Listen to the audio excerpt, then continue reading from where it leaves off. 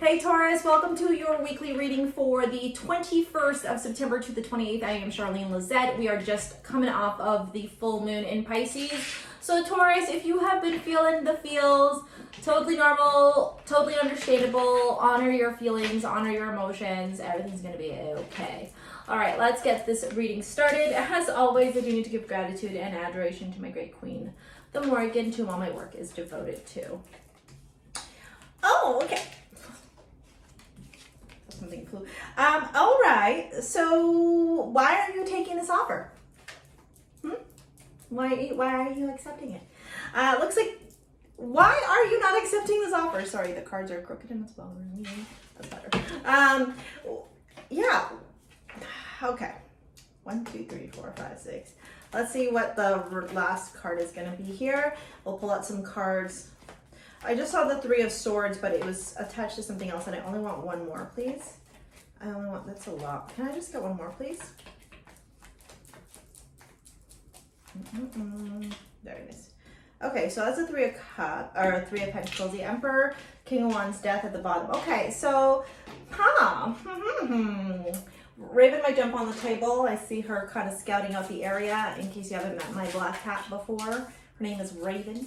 Okay, so this is something to do with relationships, with friendships, with connections, partnerships. I actually do see this being a little bit more to do with business for some of you than like personal relationships, like love kind of relationships.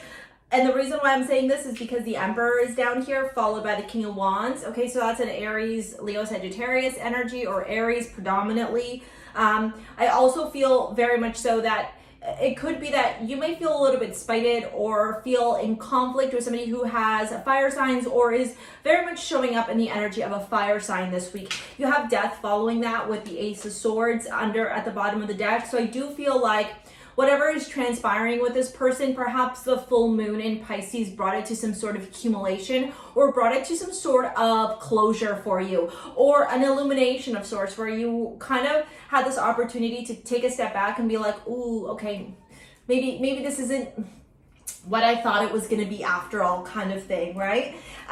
When we look at the cards, let's get the mantra card for you. The astrology card you got is the 7th house, which is partnerships and friendships. I'm not going to take any of those because they flew, which is partnerships. Partnerships can be business partnerships, contracts, or it could be like romantic relationships.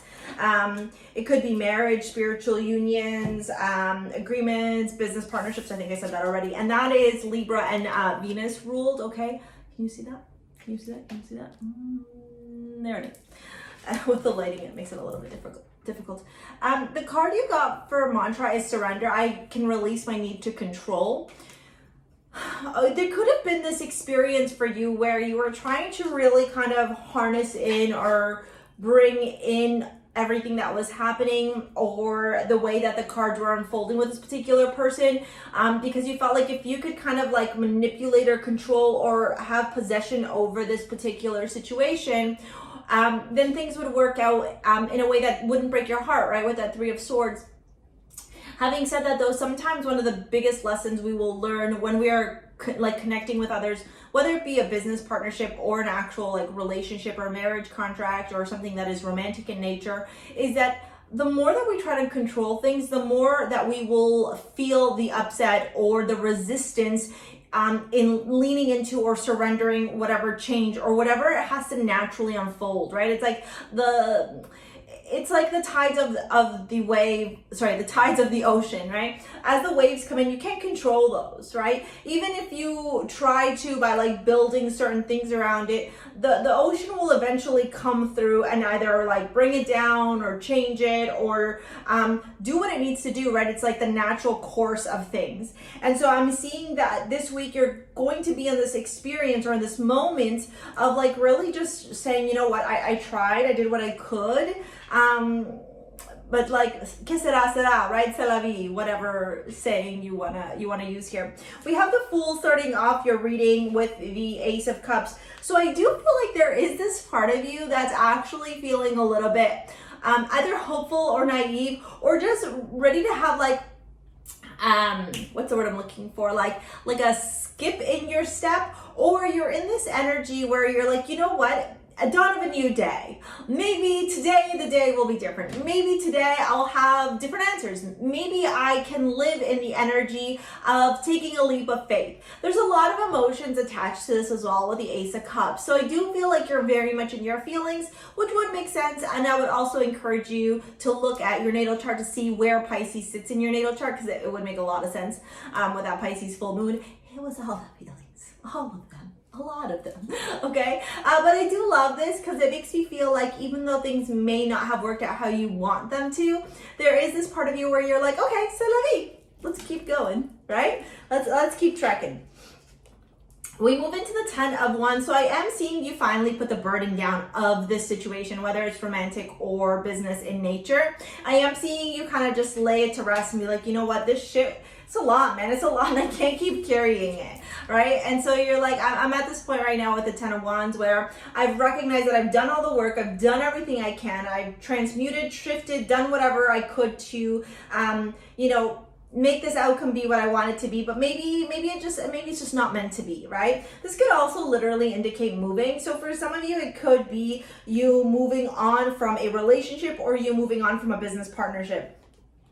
The 4 of Cups here with the Ace of Cups here, right in the middle of the 10 of Wands, I almost feel like,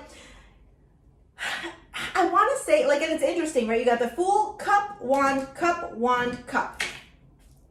Right? So it's like passion and emotions are really leading you this week. But what I see with this 4 of Cups above anything else is that the universe is saying, listen, like, if you can put down these wands, if you can put down this difficulty, if you can put this down, you know, if you could turn around and recognize that these 3 cups are just not doing it anymore for you. If you can extend and reach out to this cup, she's literally wearing a sweater that says over it. But like, if you can extend and accept this cup and turn around and say, okay, these cups are just not doing it for me anymore, then victory is yours. Success is yours. Happiness is yours. A moment of celebration, of being revered, of being looked at as a person who can face adversity, who can face difficulties and overcome, right? The 6 of Wands has faced the challenges of the 5 of Wands, but the 6, they've come out victorious. They've won. And so that's why they've got the wreath. That's why they're sitting on the horse. That's why everybody's around them cheering them on, right? So to me, this kind of gives me the energy that your spirit guides, the people that love you, the people that are your ride or die truly will be celebrating you and the victory of you being able to put this burning down, okay? Because you're also here with the 8 of Cups emotionally walking away from something, right? You're making this conscious choice to say, you know what? I've done everything that I could. And I personally feel like I'm repeating myself in this reading. Like, it really just feels like a surrender. That's actually, and that would make total sense with the surrender card showing up as a mantra. It's like you said, I did it. You know, here it is. I've laid it out on the table. It's not going to work. It's not going to work. And I can't continue to try and make something happen that's not designed to happen, right? And I think maybe even with the 3 of Pentacles, you might seek outside advice, outside guidance, counselor, therapist, business coach, maybe somebody else that was involved in the business as well, or that knows you and this person that you are facing this challenge with, to find some type of resolution, because the 3 of Pentacles talks about unfinished business, right? But it also talks about collaboration. It talks about, you know, working together with more than 2 people, so 3 people, right? You can see here, to kind of design a new plan in place. So if this has to do with business, maybe you and your other person go to lawyers or go to somebody that can kind of help you figure out how you both can detach from the business. And if it's relationship, like romantic involved, it might be a therapist of some sort or a counselor or something like that. All right, we're gonna get into your love reading, but before we do that, I do want to say, if you want to book a live 1-hour reading with me and get some spiritual coaching, get a reading done, channeled messages, and you get to ask 2 questions, take a look at the description box below to book. If you want to shop over at STARSEA Jewels, I create modern day amulets to help you tap into your limitless potential. You can do that as well in the description box below. There's amulets of all sorts, whether you're looking for love, protection, spirituality, healing, you name it, it's there. And we cater, and well, I cater because I design them all literally right there and then ship them to you. They're all designed to be gender neutral, so there's different sizes and you can ask to customize your size if you have a bigger wrist or a smaller wrist, okay? I think that if I'm looking at this, you know, I'm really called to amethyst. So anything that will have amethyst in it, I think would be very supportive for you, because amethyst is this master healer. It also helps you to, you know, connect with your psychic self or your higher self in a way that will support you in understanding and receiving clarity from a very high perspective, in the sense, and high by high, I mean like in a enlightened perspective. The other thing also with amethyst is a master healer. It's also a protector. So getting something like Empress, okay, which has the rose quartz, which has the rose quartz, or Anahita, it's got this light lavender amethyst with amazonite to speak with integrity and rose quartz to speak with your heart, okay, or even Divina as well. Anything that has amethyst over on the shop, or if you have amethyst at home, slide it into your pocket and rock it this week. Let's get into your love reading and see what's going on. We'll find out soon enough if this has to do with amore. Okay, so we got children. Your love life is affected by children, Taurus. Stay optimistic about your love life. Oh, that was, see my cat-like reflexes there. Oh, one more, please. And express your love. Okay, so I do feel like this is something separate than relationship for many of you.